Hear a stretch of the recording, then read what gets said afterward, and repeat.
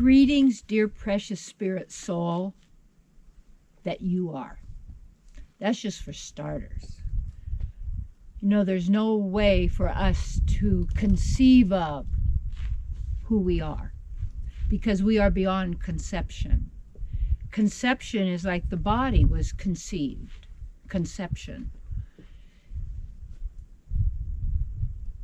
My topic: take back your eternal existence. Take back your eternal existence. That means you got to cancel all these contracts and agreements. You know, there's this like certain groups where you have to agree to give them your loyalty for the next 1,000,000 years. Well, what does that mean? What they call 1,000,000 years would be that many successive moments of now in which you are agreeing to something or someone outside yourself.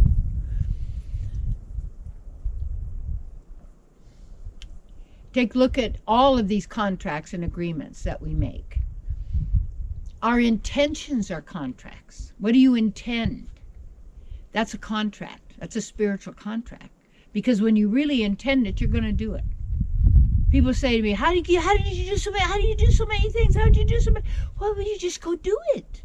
And I have to thank my parents so much for the freedom I had as a child growing up. And growing up in the Sierras, my great-grandparents built Glacier Lodge. That's where I grew up as a child. It was magnificent. Freedom to run and sit and watch the deer cross and you know, drink my water. We're out of a creek, fresh and beautiful, and it's magnificent.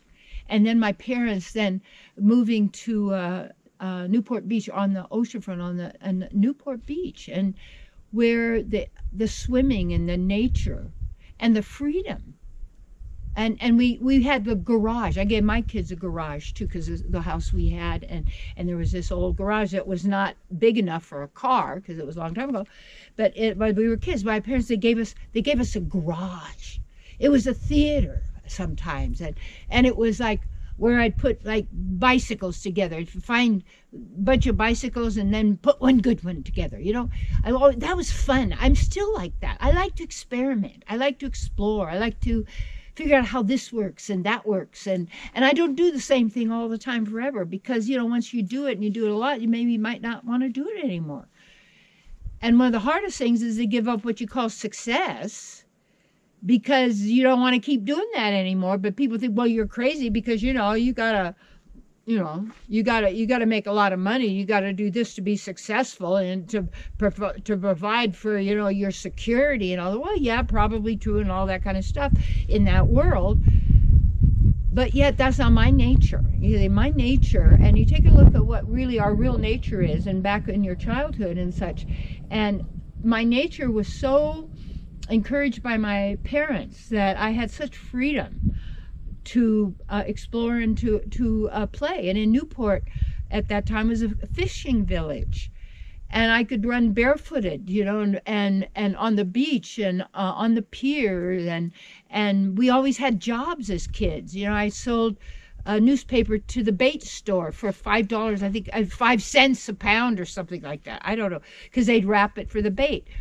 I'd shovel sand off the sidewalk for a quarter, you know, with this whole huge big sidewalk.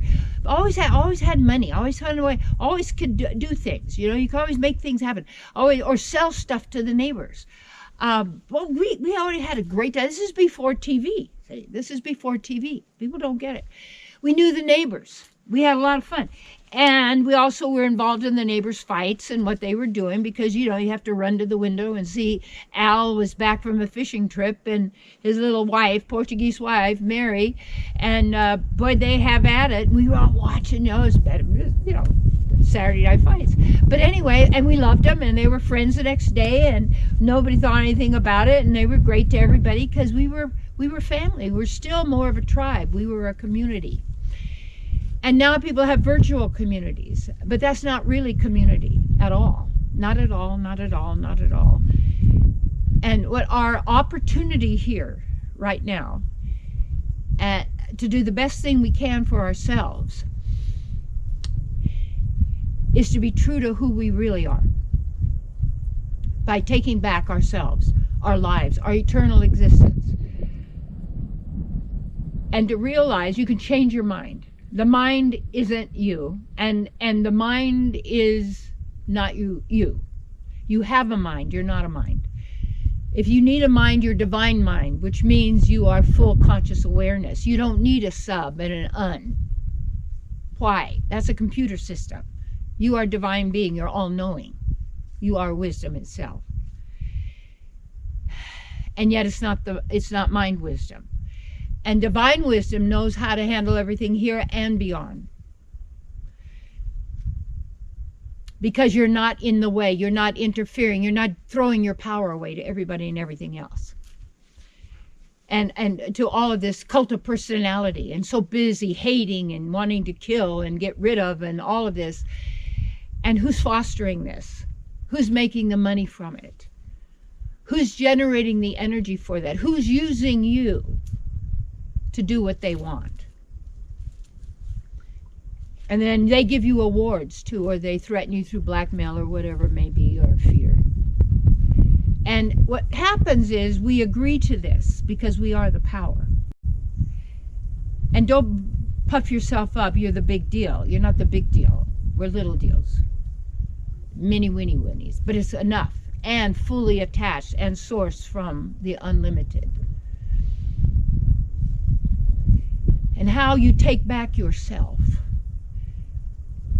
You don't owe it to anybody. Nobody owns you. Oh, well, they own the body. You know, they've got your DNA listed. It's their DNA because it's a patent on it. Really, patent attorneys, interesting. Figure out who patent attorneys are, and then they steal the patents. This is what, this is how they are. This is what patent attorneys do, certain ones. Yes, exactly. Why? Because then it's in paper, it's written, and you own it. And so now it's yours, and then you get the money from it, and you get this, and you get the control, and you use it the way you want. That's this world. This world goes like this all the time. It's a virtual reality game, continuous. And it feeds on itself. So you take yourself back. You stop feeding the false, feeding the suffering, feeding the pain, feeding the lack, feeding the ignorance. Stop it. And it's all around. Okay, is that the game? So then stand strong, be the winner. What is it? And who's the loser? People who believe in winning and losing. That's what's losing. That means some are better than others, some are more or less. No. Does that mean then you can't have your own? I don't need everybody to come into my house. I have a right to live as I choose without interference. As long as I'm not harming or hurting others or animals. Why would I want to? That is unnecessary. That's why I'm a vegetarian. And I'd be a vegan one when I don't get raw organic cow milk. And you say, well, you shouldn't have that. Right. Demonize the cow. Now do that. One of the most loving creature. One of our mothers. And the cow manure. And now what with the mad cow disease, it's in there, it's in prions. And prions are eating brains. And people are eating it and using it. They have no idea what they're doing in any way, shape, or form. Take back your health. Don't give it away to someone else to tell. You can't diagnose yourself. Oh, you kid me not. No, you'll have to do it our way. Who are you? What is this? And you begin to question it. Trust yourself. That's not who you are. But you're not taught who you are. That's not promoted. Why? Because you're so magnificent. Don't go, I'm magnificent. No. But it's who you are. Right now is the right time. And right where you are, in whatever situation, take a breath, breathe into your heart, and out through your mouth. Just let it go. This is the first moment of your eternal existence. And all you have to do is be in this moment who you are. Beyond conception, beyond definition, beyond words, beyond alphabet, beyond numbers, beyond technology, beyond internet, beyond cyberspace, and all the cyber control.